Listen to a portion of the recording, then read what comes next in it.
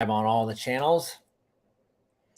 All right, let's talk about gut health. That is a key topic. And actually, I just had some heartburn last night. I never get heartburn, but it must have been from the large amounts of salsa that I had, some salsa verde, which again, I can have from time to time and it's not really an issue, but I think I had a lot. But so here's what I want to go over today. I want to go over how you can improve your gut health.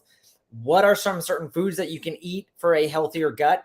And then let's talk about, are there any stretches or anything physical you can do? And then I also want to give you the top 4 symptoms that you probably have an unhealthy gut, because I get asked about gut health all the time. Gut health is so important. We know, right? Because think about just the gut brain axis. And, if your gut's unhealthy, guess what? Your brain is probably not healthy. You're probably not sleeping well. You're probably not making good decisions. You're probably not present with your kids. You're probably not a lot of things. So having more patience, having more serotonin, being happy, it's all related.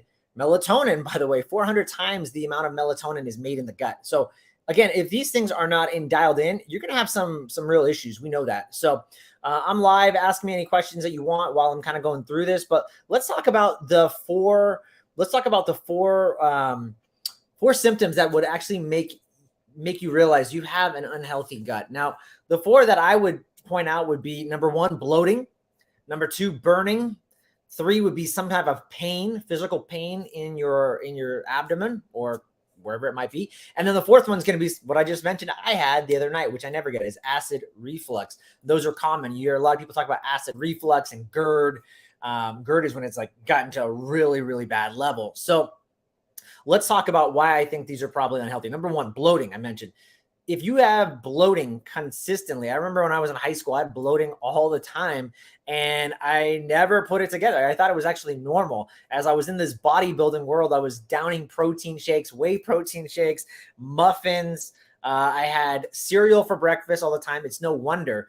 Now, if you're having bloating on a regular basis, there is some kind of postbiotic production, most likely in your gut, that is producing this. Sometimes this postbiotic production can be a good thing for us, but in this case, if you're having that all the time, it's not normal to be having that much gas or that much bloating and that gassy kind of feel in your body. And it's just an imbalance in bacteria. So you probably have an imbalance of bad bacteria to the good bacteria, and it's creating this. These certain foods are creating this, and you probably have foods that just don't go well with your body. So there could be healthy foods also, like Brussels sprouts, for example, is one I'm thinking of, where you get bloated from eating it. And that can be from some of the sulfur and some of those compounds in the broccoli that is giving that is putting that off to you. So you could even have it with healthy foods, but your body may not have the bacteria in the amounts that it needs to actually digest and deal, or the enzymes to actually deal with those foods, even the so-called healthy foods. So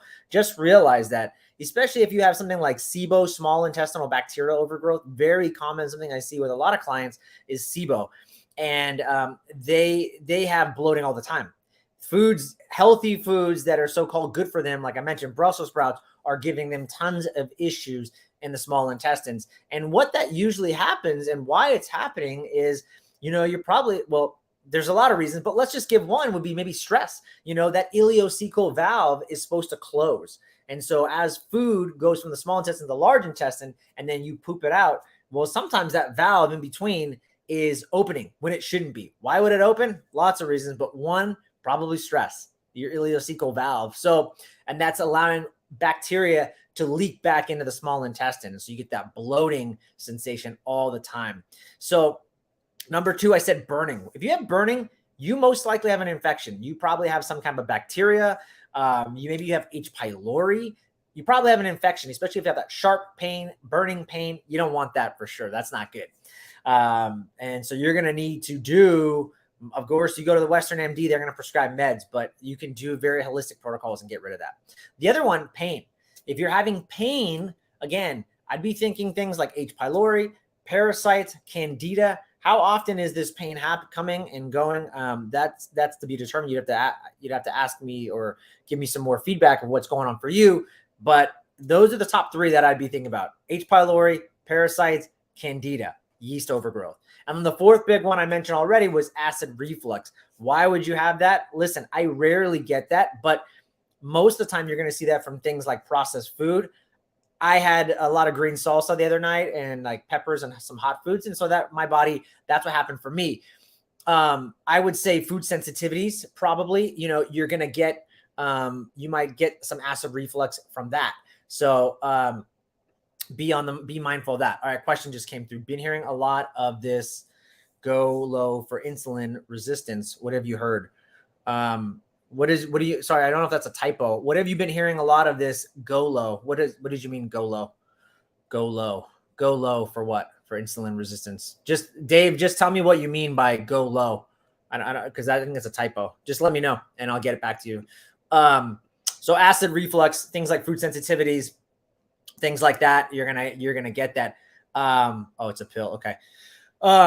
The food sensitivity portion, you could do a food sensitivity test, but I'm going to give you some solutions of what I would do that you don't even have to do the test if you don't want to.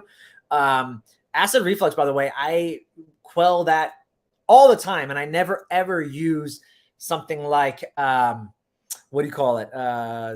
Whatever, Tums or any. I never use any of that crap that you get at the store. I will 9 times out of 10, if I have it, I will just take some magnesium citrate. There's a brand, you can get it anywhere. It's called Calm. I use that. I drink, it's a powder. I put in water. I drink it. I just drink magnesium. If I had a magnesium supplement, magnesium biglycinate, it's like $12 for like, oh man, I don't know, 90 pills. Go get that. Take some time of magnesium. I will use that all the time, and that will quell a lot of any acid reflux. I didn't have any magnesium last night, so I used an essential oil from doTERRA called Digestisend. I put 4 drops in a capsule. This isn't medical advice, so I can't tell you what to do. I'm just telling you what I did. I put some in a capsule, and I took it, and then I also put some topically, rubbed it on my abdomen, and also inhaled it, because when you inhale the oils, it goes right into your limbic system and starts to work right away. So that's a great thing if you have acid reflux. In regards to this go low for insulin resistance, no, I've not heard of that.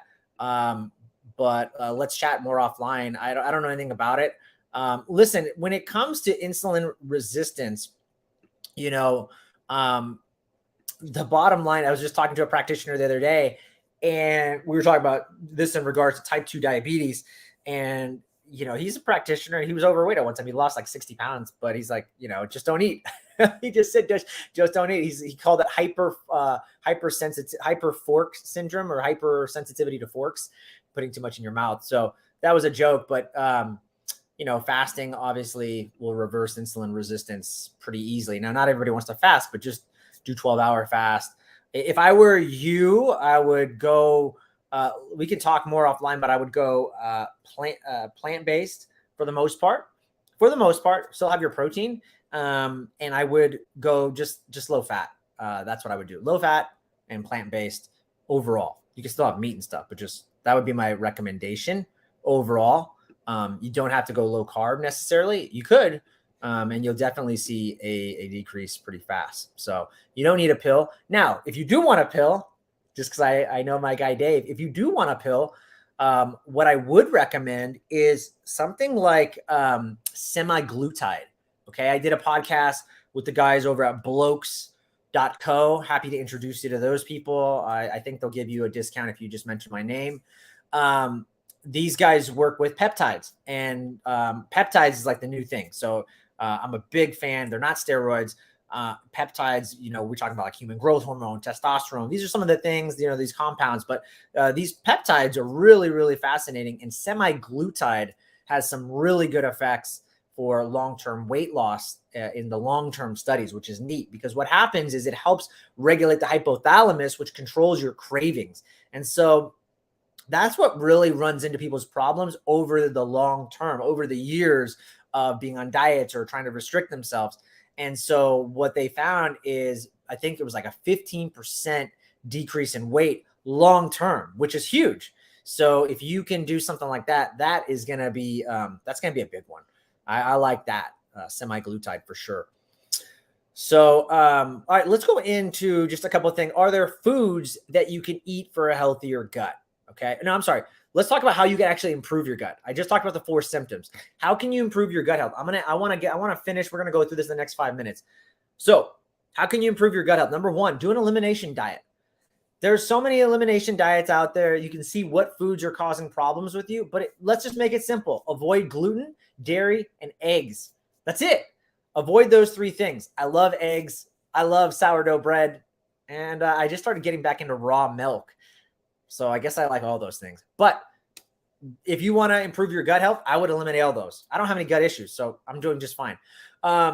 If you still have issues and you've eliminated all these things for at least 2 weeks, and then you reintroduce some of these foods, and you actually don't even have to wait 2 weeks. I would, but you could do something as simple as 2 to 3 days, and then in 3 days come back and test some of these foods and see if you have any reactions.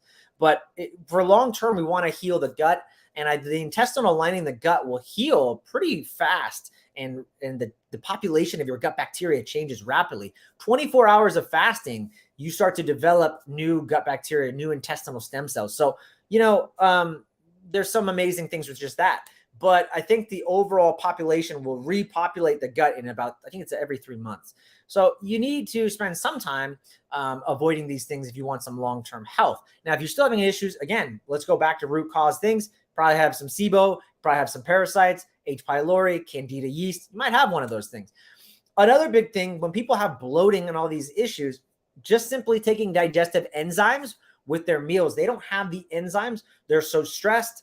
Their bucket is full. And so they don't even have the enzymes to actually digest these foods. And that's why they have bloating and putrefied food. So taking digestive enzymes before bigger meals, that's going to help you out. Again, try those things first. If none of that works, then you probably need to go on a gut protocol. Come talk to me and I will dial you in with most of the time without even running labs.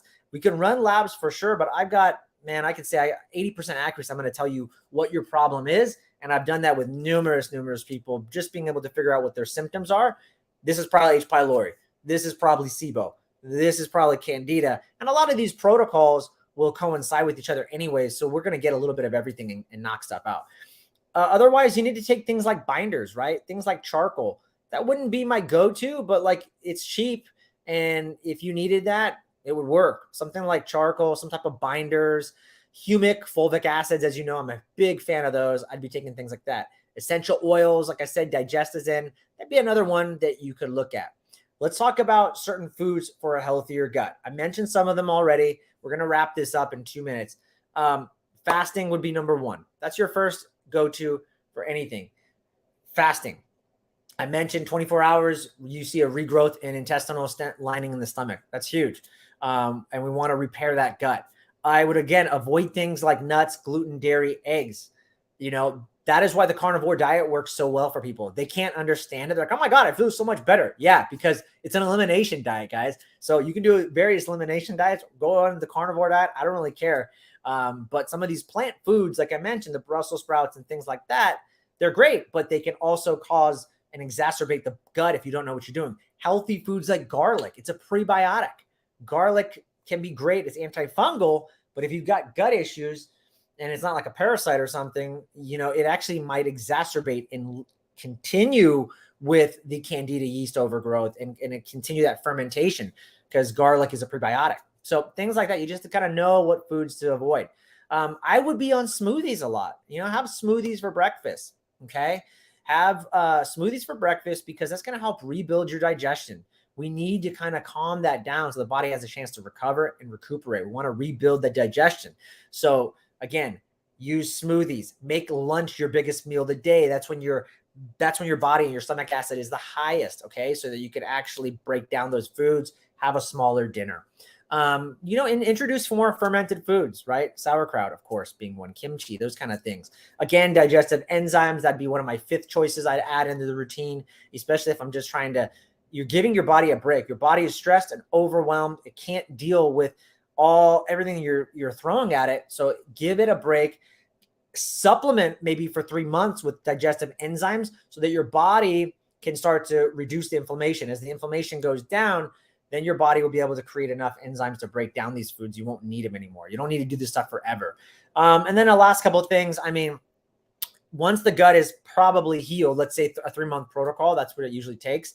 Then we want to reintroduce things to heal the gut lining. Things like fulvic acid I mentioned, but things like zinc carnosine, L-glutamine, marshmallow root, aloe vera. Those things are soothing, healing for the stomach. They help rebuild that intestinal lining. Those are really, really good. And then the last one, people ask me, are there any stretches to relieve gut discomfort? And, no, not really. I mean, I wouldn't do any hanging or anything, but there is one thing I would totally do. And that is, if you're looking on the screen, what I would do is I would do a stomach massage.